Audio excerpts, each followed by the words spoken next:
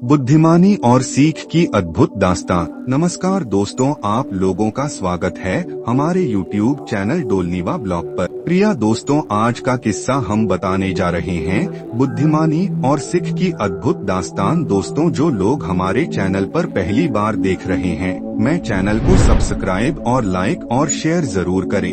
आइए शुरू करते हैं कहानी। पंचतंत्र की कहानियाँ। जंगल में पानी की समस्या का समाधान होने के बाद सभी जानवर खुशी खुशी अपने अपने जीवन में लौट गए। लेकिन उस खुशी के बीच एक नई चुनौती सामने आ गई। एक दिन जंगल में एक चालाक सांप आ गया जो जानवरों को डराने लगा। वह अपने जहर से जानवरों को नुकसान पहुंचाने की धमकी दे रहा था।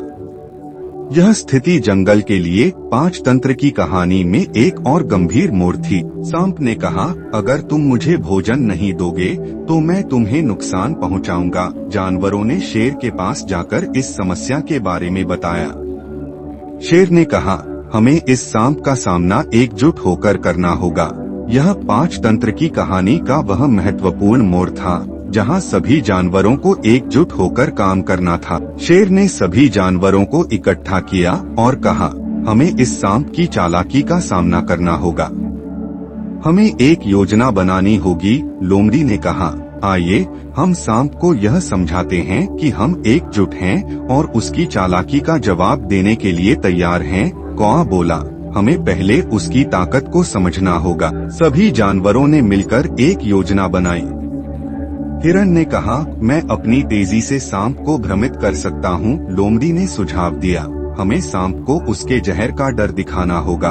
सभी ने इस पर सहमति जताई और काम में जुट गए। अगले दिन जब सांप जंगल में आया तो जानवर एक साथ खड़े हो गए।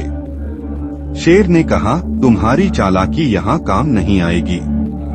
हम सब एकजुट हैं। सांप ने हंसते हुए कहा, तुम सब मुझसे डरते हो, मैं तुम्हें आसानी से नुकसान पहुंचा सकता हूं।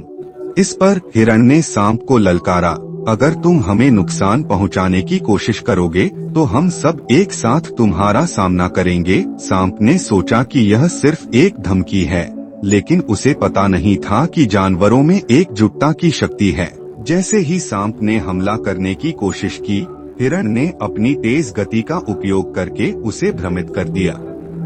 इस बीच कौआ ने ऊपर से उड़कर सांप पर चिड़िया की आवाजें निकालना शुरू कर दिया, जिससे सांप और भी भटक गया।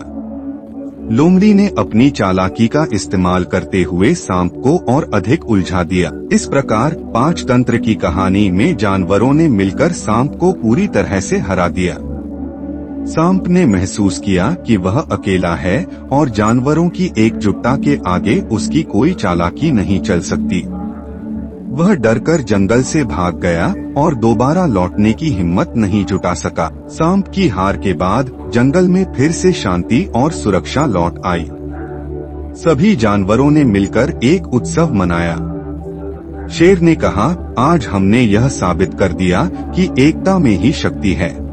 यह पंचतंत्र की कहानी का एक और महत्वपूर्ण सबक था। अब जंगल में सब कुछ सामान्य था, लेकिन जानवरों ने समझा कि हमेशा सतर्क रहना जरूरी है।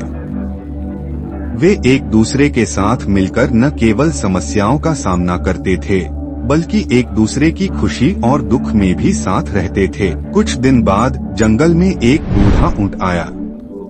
वह थका हुआ और प्यासा था। जानवरों ने उसे देखकर कहा, आइए हम आपको पानी देते हैं। ऊंट ने कहा, धन्यवाद, लेकिन मैं यहाँ एक महत्वपूर्ण संदेश लेकर आया हूँ। ऊंट ने बताया कि पास के गांव में एक बड़ा संकट आ गया है।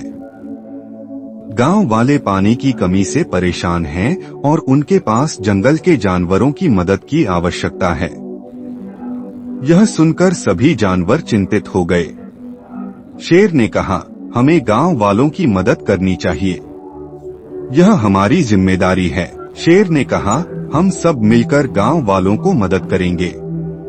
हमें उन्हें दिखाना होगा कि हम एकजुट हैं और उनकी मदद करने के लिए तैयार हैं। सभी जानवरों ने सहमति जताई और योजना बनाने लगे। हिरण ने कहा, मैं गांव जाकर उनकी समस्या समझूंगा। कौआ ने कहा, मैं ऊंचाई से देखूंगा कि गांव में क्या हो रहा है। लोमड़ी ने कहा, मैं गांव वालों से बात करके उनकी आवश्यकताएं समझूंगी। अगले दिन सभी जानवर गांव की ओर रवाना हुए।